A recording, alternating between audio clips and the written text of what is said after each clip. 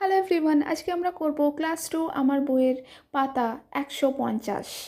এখানে আমরা প্রথমেই দেখতে পাচ্ছি C the pictures and fill in the gaps আছে।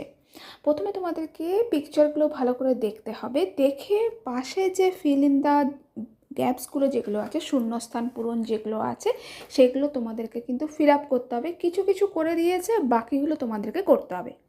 এই সবগুলো কিন্তু তোমাদের আছে this is R these are এর ওপর। This is R these are এই দুটোর মধ্যে পার্থক্য কী, আমরা কখন লিখবো, এগুলোকে আমি আগের ভিডিওতে তোমাদেরকে খুব ভালোভাবে বুঝিয়ে করিয়ে দিয়েছি। তোমরা যদি কেউ দেখে না থাকো তাহলে অবশ্যই আমার চ্যানেলে ভিজিট করে তা দেখে নিতে পারো।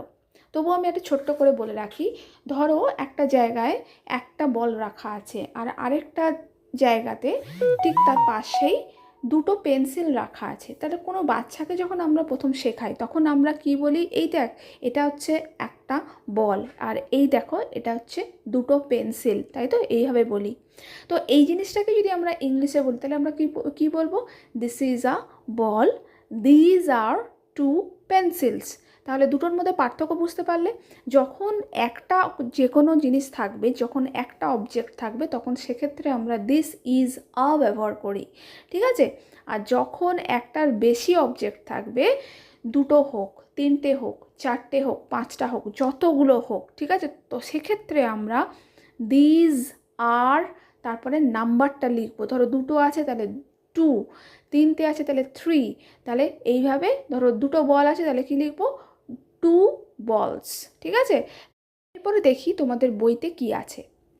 প্রথমেই দেখো আছে তিনটে বলের ছবি, তিনটে আছে, তার মানে কি মোর দ্যান ওয়ান, একটার বেশি আছে, তাই তো। তাহলে একটার বেশি যখনই থাকবে তখন আমরা সেক্ষেত্রে ব্যবহার করি দিজ আর।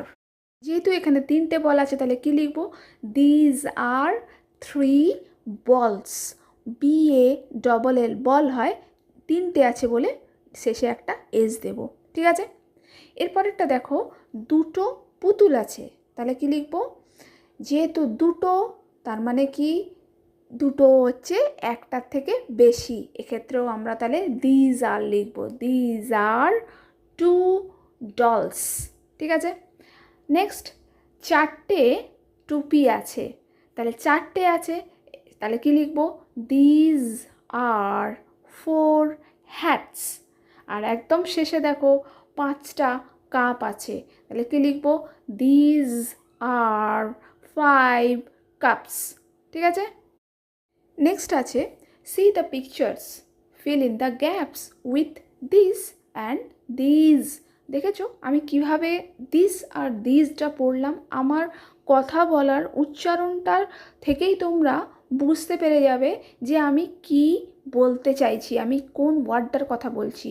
যখন দিস বলবে THIS তখন বলবে দিস, কিন্তু যখন দিস বলবে তখন একটুখানি টেনে বলবে দিজ, ঠিক আছে। তাহলে এবারে চলো ফিল ইন দ্য গ্যাপসগুলো করি। 1 নম্বরে আছে একটা ডাকের ছবি, একটা হাঁসের ছবি, তাহলে একটা আছে তাহলে এক্ষেত্রে আমরা কি ব্যবহার করব, this, THIS, this, this is আ ডাক, ঠিক আছে।